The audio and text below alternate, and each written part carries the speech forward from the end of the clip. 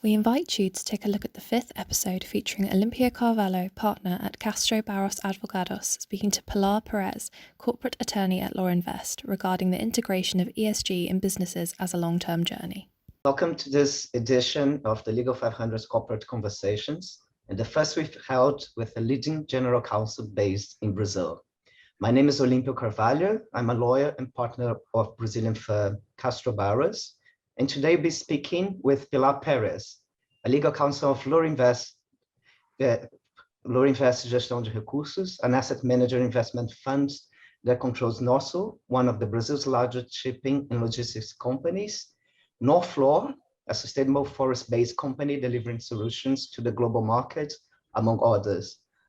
Corporate Conversations is a new webinar and podcast series by the Legal 500 that established a fireside chat with an innovative Ask Me Anything format. It features a variety of internationally acclaimed general counsel and leading corporate lawyers from around the world, willing to share the practical experience and provide expert insights across a wide range of topics. Today, our topic focuses on the adoption of ESG factors by organizations and how to approach this in the long term. ESG comprises a strategic and systemic view in three perspectives: environmental, social, and governance. This has been one of the hottest topics amongst lawyers all over the world, leading to discussions in all areas. For example, the shipping industry, which is very close to my heart, has put a lot of effort into implementing ESG targets. A few recent examples are the efforts to reduce sulfur and greenhouse gas emissions, as well as improvements in business ethics, employee health and safety, and accident and safety management. One important thing to highlight first is the difference between ESG factors and an impact investing. Not all impact investing organizations address ESG factors, as well as not all organizations that develop ESG factors can be considered impact investing. Hello, Pilar. Nice to have you here. Hello, Olympia. It's a pleasure to be here. Thank you, and thank you, the Legal 500, for the invitation and for this enjoyable moment. Pilar, how would you differentiate ESG factors and an impact investing? And what organizations can have and what organizations that have not addressed ESG factors so far can do to implement it? Right.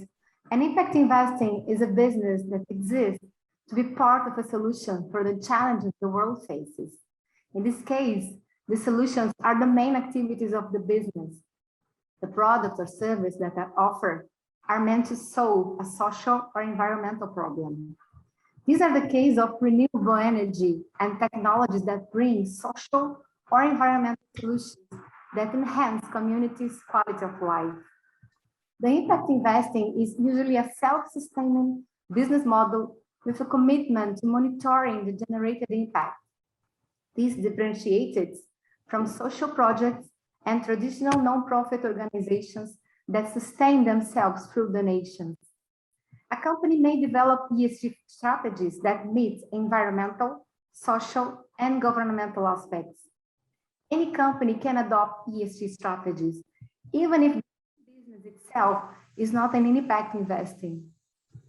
Organizations that have not addressed ESG factors in their strategy so far and wish to implement them should first seek to define their purpose.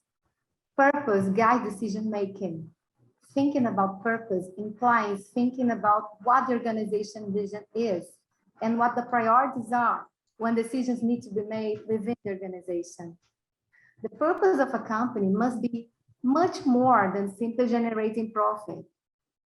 Purpose needs to be from the inside out, so as to rescue the essence of the company and its positive intention. Learning about the purpose or the mission of the organization will help steer it towards what's relevant.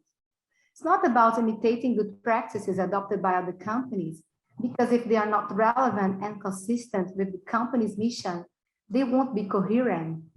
There is no one-size-fits-all approach to ESG principles. Secondly, it's important to be conscious that every business has positive or negative externalities, or maybe both. Externalities are the social, economic, and environmental effects directly or indirectly caused by the sale or production of a product or service. We need to have clarity of what those externalities consist of and how we can direct resources to reduce negative externalities and counter their effects. Each company needs to understand its priorities to address what's most important to them and its materiality drivers. By understanding the positive and negative externalities, their purpose and strategies, companies will be able to set goals and targets regarding ESG practices. Chances are that through innovation, different products or services can be created to address and counter the negative externalities. Thank you, Pilar. And what about Loan Invest? Can you give me a few examples of ESG practices adopted by it or by the companies of the group? Sure. At Loan we have in our DNA a long history of sustainable investing with a well-established and long-dated ESG practices, fostered internally as a business directive. We also do invest impact in some cases, such as development of mining technologies that are trying to address mining waste and trailing dam problem.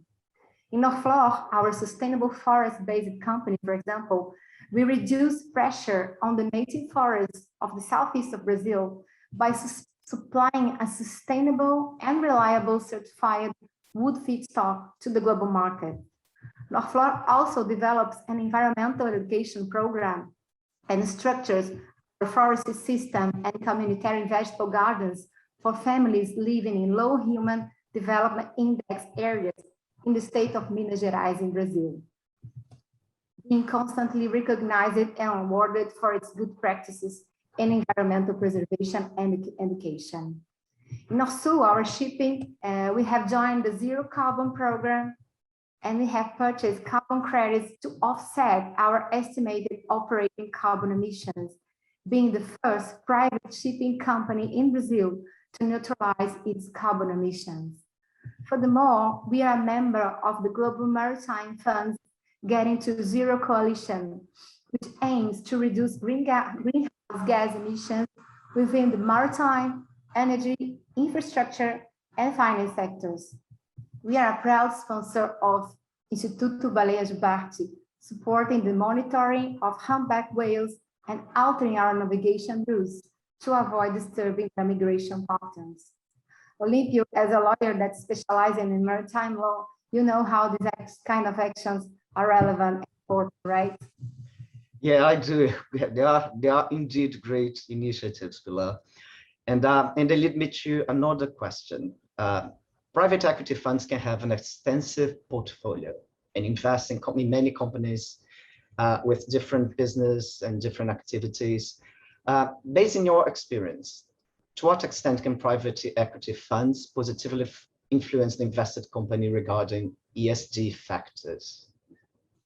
Well, investment funds are managed by the asset managers, who are in turn responsible for analyzing data and selecting companies for a portfolio that address the investment policy of the company. In addition to that, in Brazil, the Security Exchange Commission requires that private equity funds must have a strategic influence in the invested companies, which call for active investment rather than passive ones. But this influence can go far beyond only a financial strategy that only seeks profit and financial returns. Financial returns are important to make the business sustainable, but there are other measures that can direct the positive influence, such as stimulating better governance, as well as effective environmental and social practices. According to the Brazilian corporate law, the directors and officers of a company must exercise their duties in accordance with the laws, the bylaws of the company, and in the interest of the company, meeting its social function. The controlling shareholder must also use its power to make the company fulfill its social function. The concept of the company's social function encompasses the idea that it should not only aim to make profit, but also be concerned with the consequence the company's decisions have on the wider society. In other words, the social function of the company must be understood as accounting for the rights and interests of the stakeholders. The duty of care has never been more relevant. So, regardless of whether an investment fund is a controlling or monitoring shareholder of a company, or has one or more members in the board of directors of the said company, it must influence the company to improve its ESG sustainable practices. At LearnInvest, we are constantly stimulating ESG practices in the companies we invest, either through LearnInvest or through the members in the board of directors we elect, learning from our experience and setting targets and challenging goals. Yeah, great, Pilar. I want to hear from you also about the United Nations Sustainable Development Goals. As you know, in September 2015, the UN General Assembly formally adopted the 2030 Agenda for Sustainable Development, along with a set of 17 global goals to end poverty, protect the planet, and ensure prosperity for all. Such goals have specific targets to be achieved until 2030. In your opinion, how can the ESG factors be aligned with the UN Sustainable Development Goals? The Sustainable Development Goals, or SDGs, constitutes a universal, integrated, and transformative vision for a sustainable world. Some of the 17 SDGs are decent work and economic growth, quality education, climate action, reduced inequalities, among others. They represent the great challenges of society and the issues that will need to be solved in the coming years. For these goals to be reached, the UN has called on everyone to do their part: governments, the private sector, and the civil society.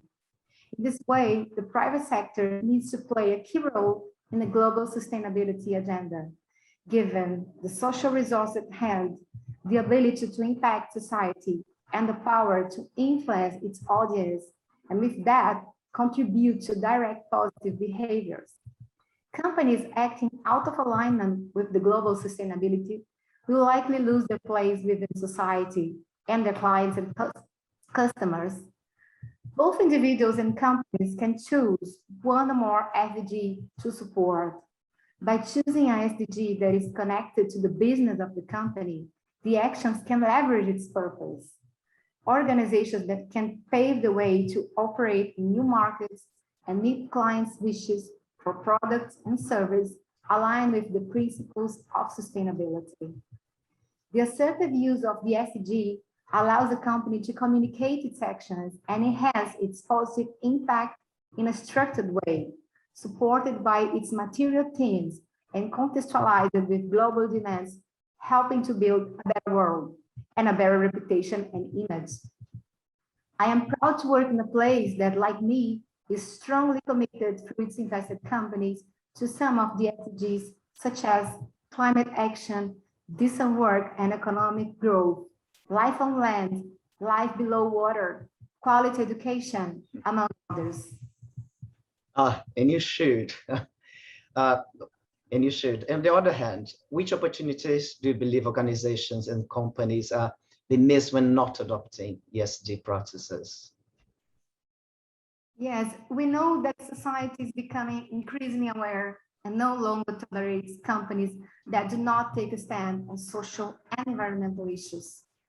Even if they are not aware of that, companies may be ranked within the ESG factors, and in this case, the lack of action also communicates. Financial institutions are considering ESG factors in the credit assessment and risk analysis of companies. Banks, development agencies, and risk classifiers are inducing and disseminating the adoption of the ESG factors by customers and borrowers. What does it mean? It means that not adopting ESG practices can lead not only to a risk of losing clients, but also a risk of not being able to obtain credit under more beneficial conditions. Companies must be part of the solution and manage its business in an ethical, transparent, and innovative way. ESG should be seen as an opportunity to offer new business and services. It shouldn't be a choice between either making profit or taking care of people and the planet. The COVID pandemic crisis has also revealed the extent of social inequality. According to the report released by United Nations Development Program, Brazil was ranked as one of the 10 most unequal countries in the world. ESG principles should be seen as an opportunity for transformation and collective purpose. Crisis must be considered as an opportunity for change, an opportunity to broaden the perspective and the range of solutions. Thank you, Pilar. I'd like to shift now to the role of the legal counsels implementing the ESG factors within the companies and organizations. How can legal counsels enhance the organization's capacity to do so? I mean, to address and implement ESG factors. Well, first, ESG must be seen as a long-term journey and as an opportunity to strengthen business relations. It's crucial that ESG factors are aligned with the strategic planning and the business model of the organization. It must also become part of the organizational culture. So, as I pointed out, legal counsels must understand the strategies, the positive and negative externalities, so they can work on improving governance and compliance. Both of them need to be seen as investment and not as cost. Reputation and image are directly connected with what leaders say and do, which means that seeking great transparency is a key issue. Studying the major causes of labor litigation and trying to learn from these can help companies to adopt measures that will prevent other lawsuits, not only reducing liabilities, but also creating a better place to work from the employee's perspective. Legal counsels can help the companies to create a more sustainable relationship with suppliers. To do that, they need to understand the supply chain and assess players and partners upstream and downstream to confirm that such partners work in ethical conditions and that there is no child labor, slavery conditions, no compliance with environmental or labor laws, among other factors. Reducing liabilities will help organizations to become more attractive to investors and creditors, enhancing their capacity to raise funds. A company that adopts ESG practices tends to be more resilient to face crisis, uncertainty, and instability, which thus can generate greater value for stakeholders.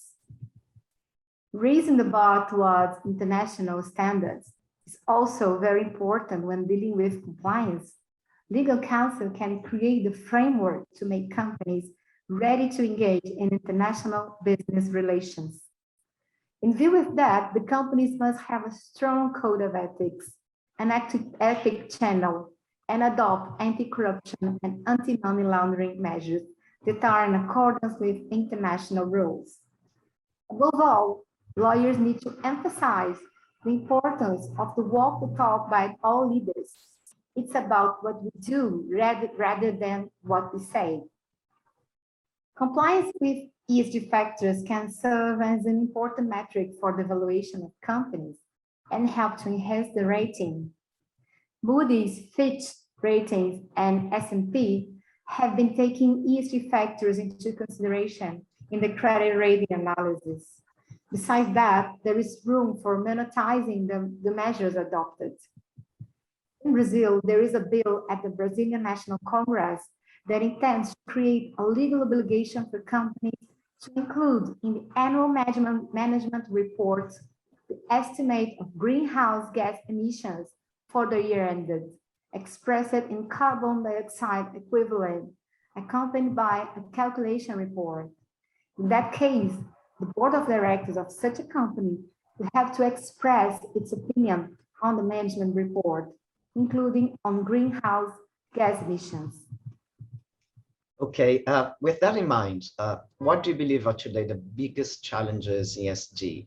I mean, and how can legal counsels work with ESG as a long-term journey and in a more effective way? The biggest challenge are the lack of standard metrics, accurate definitions, and a pattern for methodology in relation to ESG factors. These, together with the lack of transparency and consistency, leave some room for greenwashing, whereby organizations can overstate the application of ESG principles in an unreliable way. In this sense, the Security Exchange Commission of the United States of America has made some risk alerts to investors regarding ESG products. Some of the risk alerts include inadequate controls to maintain, monitor, and update clients' ESG-related investing guidelines, compliance programs not adequately addressing relevant ESG issues, and inadequate controls to ensure that ESG-related disclosures and marketing are consistent with organizations' disclosures and practices. These risk alerts can be used as a framework by Brazilian organizations to enhance a clear and consistent disclosure of the criteria for diligence investments and monitoring them.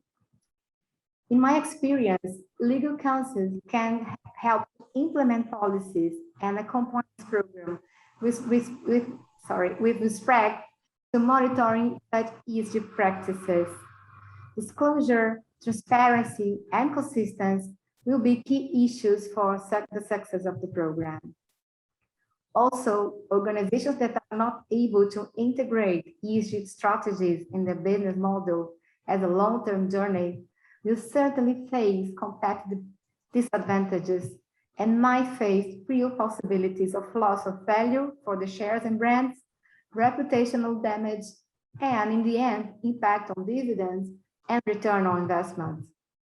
Last but not least, being able to influence not only the organizations, but also the community is a positive way to deal with such an important matter. Great, Pilar. I think this is all the time we have. So I thank you very much. I'd like to thank also the Legal 500 again for this great initiative, and also to thank very much those listening to it. Until next time then. Thank you very much. It was a great pleasure to contribute. You've been listening to the Legal 500 Corporate Conversation series.